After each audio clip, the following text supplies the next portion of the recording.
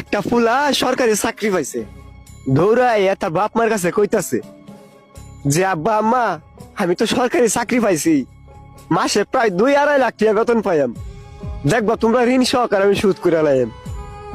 এই কথাটা কইতেই বাবা মা একে অপর তাকাইয়া একটু মুস্কি হাসি দিল। তখন ফুলাই কইতাছে কিতা, কি গো তোমরা হাসলা কেন? না বাবা এমনিতে হাসি। আচ্ছা তুই যেহেতু আমাদের ঋণ সুদি করতে চাইতেছস, আজকে রাইটটা যেহেতু তুই আমার সাথে থাকতে পারস, তাহলে তোর ঋণ সুদ হয়ে দেবো। পরে ফুলাই কইতাছে কি, কই এইটা কোনো ব্যাপার হইলো? আচ্ছা ঠিক আছে আজকে রাইতে তোমরা লোক আমি ঘুমাইম। পরে দিন পরে রাইত হইলো, ফুলাই গিয়া তার বাপ মার সাথে শুইলো। শুইলা ফুলাই ঘুমাইয়া গেছে, কিন্তু বাপ মাই ঘুমাই নাই। ফুলারা ঘুমাইতে তুললে বাপে ডাকতাছে যে বাজান, ওই বাজান উঠ না, বাজান ওই বাজান উঠ না। পরে উঠছে, বুঝতেছে কি হয়েছে আমার ডাকতাছে কেন লাগে, যে বাবা আমার 1 গ্লাস পানি খাওয়াইবি। এইটা কইতে ফুলা কইতাছে কিতা, কই তুমি শোয়ার আগে 1 গ্লাস পানি লইয়া শুইতাল্লা না, 1 গ্লাস পানি লাগে আমার ডাউন লাগে। তখনও বাপে কিছু কইলো না, উইটা পানি নিয়ে খায়া লাইলো। আবার পোলা ঘুমাইয়া গেল। এর কিছুক্ষণ পরে দেয়া আবার ডাকতেছে ফুলারে, বাজান ওই বাজান উঠ না, আমি একটু টয়লেটে যাবো। ফুলাই কইতা তুমি কি আমার ঘুমাইতে দিতা না, আগে তো তুমি একলাই টয়লেটে যাইতা, এখন কেরা আমারে লাগবো। আবারও বাবাই কিছু কইলো না, ফুলাই গিয়ে ঘুমাইয়া গেল। বাপে টয়লেট থেকে ঠিক চলে এলো।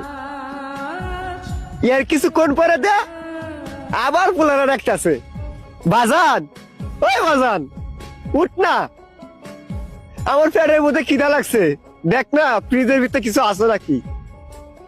ফুলাই কইতেছে তুমি কে লয়ে লয়ে খাও গা, আমি ভাবতাম না তোমার দিতাম, আমি ঘুমাইতেছি একটু বাজাতে টাহকের লাগিয়া। আবারও বাবা কিছু কইলো না, ফুলা দিকে সুন্দর মতো ঘুমাইয়া গেল। এর কিছুক্ষণ পরে দেয়া মা 1 গ্লাস পানি ঢালে দিছে ফুলার শরীরে। ফুলা তো বিশাল রাগ পাইছে, উঠতে কইতাছে তোমরা কি চালাইছো, একবার বাপে কই টয়লেটে যাবো, পানি খাইবো, পেটে খিদা লাগছে ভাত খাইবো, তোমরা কি আমার ঘুমাইতে দিতা না। ওরা আস্তে করে বাপে উঠা ঘরের লাইটটা জ্বালা দিছে। জ্বালা দিলে কইতাছে বাজান মাত্র 2-3 ঘন্টায় তুই হাঁপায়া গেলি, হাত তোরে বড় করার লাগিয়া কত রাজ্যে ঘুমাই নাই, তাই আল্লাহ ছাড়া কেউ জানে না তোরে এত বড় করতে গিয়া কতটুক পরিশ্রম যে করছি তা তোরে বুঝায় কইতে পারতাম না। মাত্র 2-3 ঘন্টায় তুই হাঁপায়া গেছস। তুই ছোটবেলা তোর মায়ের কোলে মুইতে দিতি, এই মাঘ মাসের শীতটার মধ্যে তোর মা ভিজা জায়গা থাকছে আর তোর এটি শুকনা জায়গার মধ্যে রাখছে।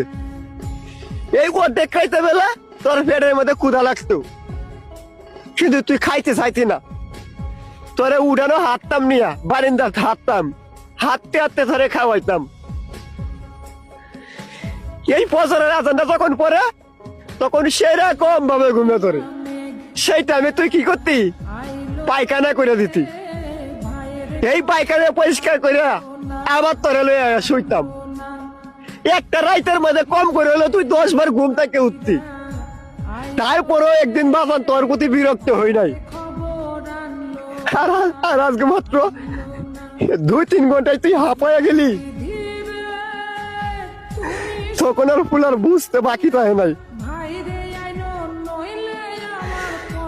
তখন সন্তানে বাবা মারে জড়ায় ধরে কান্না করতেছে আর বলতেছে আমারও বুঝার বাকি নাই, আমি বুঝা গেছি বাবা এই পৃথিবীর সবকিছু ঋণ শোধ করা গেলেও কোনোদিনও বাবা মার ঋণ কখনো শোধ করা যায় না। এজন্য বলতেছি যাদের বাবা মা এই দুনিয়াতে বাইসা আছে কোনোদিনও ভাই বাবা মার মনে কষ্ট দিও না। তুমি একদিন বুঝতে পারবা একটা সন্তানকে বড় করতে গেলে বাবা মার কতটুকু পরিশ্রম যে করতে হয়। বাবা মার মনে কষ্ট দিলে আল্লাহর আরশ পর্যন্ত কেঁপে যায়। তাই বলতেছি ভাই, কোনোদিনও বাবা মার মনে কষ্ট দিও না। যাদের বাবা মা আছে তারা বাবা মারে মূল্য দেও, না থাকলে বুঝতে পারবা দুনিয়া যে কতটা কঠিন।